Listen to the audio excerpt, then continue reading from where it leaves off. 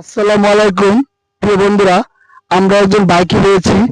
তিনি একজন নতুন কন্টেন্ট ক্রিয়েটর তৈরি করে, তার সাথে আমরা কিছু সাক্ষাৎকার নিব। আমরা তার জন্য জানিয়ে যাবো। আসসালামু আলাইকুম ভাইয়া। ওয়ালাইকুম আসসালাম। আসসালামু আলাইকুম। ভালো আছেন? আপনি পেজের নাম বলতে পারেন? আমার পেজের নাম হলো কন্টেন্ট ক্রিয়েটর আনোয়ার। আমি দীর্ঘ অনেক দিন না, অল্প সময় কাজ করতেছি।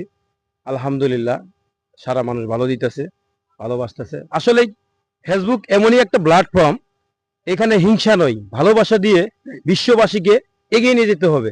এখানে আমরা অনেক ক্ষেত্রে কিন্তু দেখতে পাই যে ফলো দেয়, ফলো আনফলো করে, অথচ সে কিন্তু আমার ভিডিও দেখছে, সে ভালোবাসছে, লাইক করছে, কমেন্ট করছে, দিন শেষে দেখবেন ফলোয়ার নেই।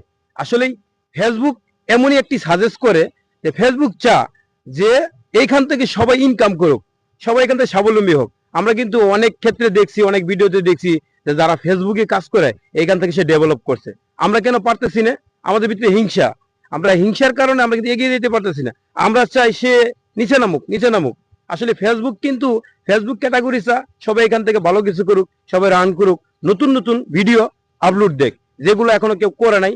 এই ভিডিওগুলো যদি আমরা করতে পারি এবং ছাড়তে পারি, তাহলে এখান থেকে কিন্তু আমরা সফলতা পাবো। তাহলে কিন্তু আমরা একই ভিডিও যদি বারবার আপলোড দেয় বা একই ভিডিও বারবার বানাই, তাই ফেসবুক আর সাজেস্ট করে না। ফেসবুক নতুন কিছু। ভাই, আমি আর এই বিষয়ে আর কি বলবো। থ্যাংক ইউ ভাইয়া, ভাইয়ার কথাগুলো আমরা শুনলাম। আসলে আমরা যারা নতুন আছি, একজনকে আরেকজনকে সাপোর্ট করব, একজনকে একজন আগিয়ে নিব। তাই ভিডিওটা সবাই ছড়িয়ে দিবেন আমাদের নতুন কন্টেন্ট ক্রিয়েটরের মাঝে।